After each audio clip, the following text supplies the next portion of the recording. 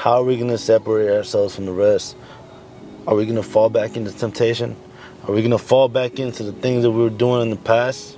Or are we going to elevate and grow from the things that we have came from and the things that we have surpassed? Because I don't know about y'all, but me, Lou, has surpassed a lot.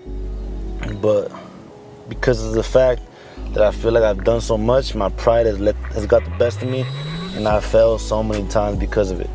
Because I felt like because I reached a certain point in my life that I'm good, that I don't got to worry about what happens anymore, that I don't got to worry about the past, that I don't got to worry about my mind.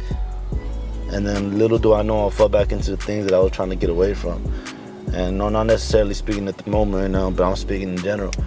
I've definitely came from a lot of trials and tribulations, a lot of self-growth has happened over this last year. A lot of self-realization has also came because I've realized that, there's a spider on me, I realized that as much as we feel like we progress, at sometimes in our lives we gotta really understand that we didn't do nothing and God is in full control of what we do. And just how he helped us get up, he's gonna try to test us to see if we're gonna get down again. And like I said in my previous video, through the things that we do, right, through our things that the devil knows we fall short on, he's gonna test us on that specifically. And man, it's a mental battle every day. Remember that. It's a mental battle with your mind first.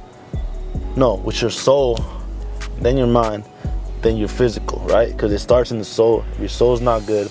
Someone told me today, I'm not gonna say who, but just someone close to me told me like Lou, really find yourself spiritually first.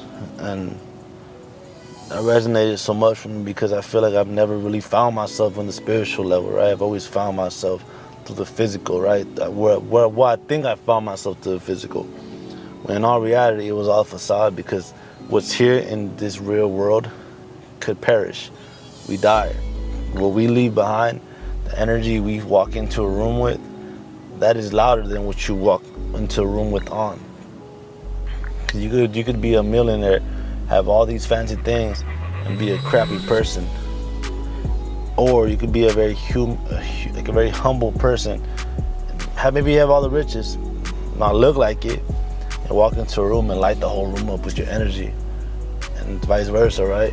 And I say that to say is like this year we gotta really focus on ourselves, on the spiritual aspect. Obviously physical, mental, all that stuff is cool, but on the spiritual aspect, what are you doing to get closer to yourself, get closer to your emotions, get closer to our Creator? Like, get closer to the people that you love, because sometimes a physical connection is not enough, right? And I've really learned that over these last couple of years, because for so long I thought it was all physical. And I'm being realistic, I'm being real with the camera now. I thought it was all physical. I thought we've connected to the physicality of our actions, right?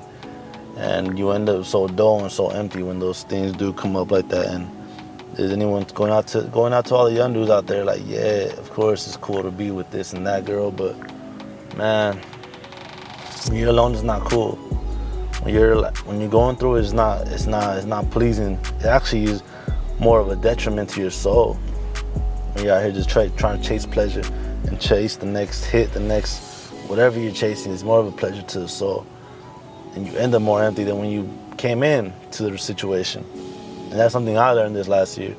So that's why I really cherish the relationships I have now.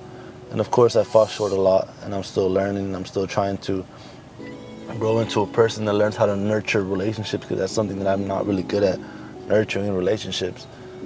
And it comes with time, right? It comes with experience, but it starts in the spiritual though. It's always gonna start in the spiritual. As much as we wanna not act like it does, it always does. It always does. Because for some reason, some way, we always base what we do off our emotions sometimes, right?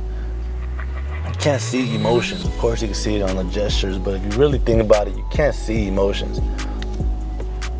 I could be plain Jane face, and be happy. Or I could be very up in the giggity and be sad. So don't let your emotions play with you, and don't let people tell you that there's no God, because there is a God. There's a God in us. There's a God amongst us. There's a God after this life. So, food for thought. Food for thought for everyone out there. Let's really connect with ourselves spiritually this year. Let's get closer to God.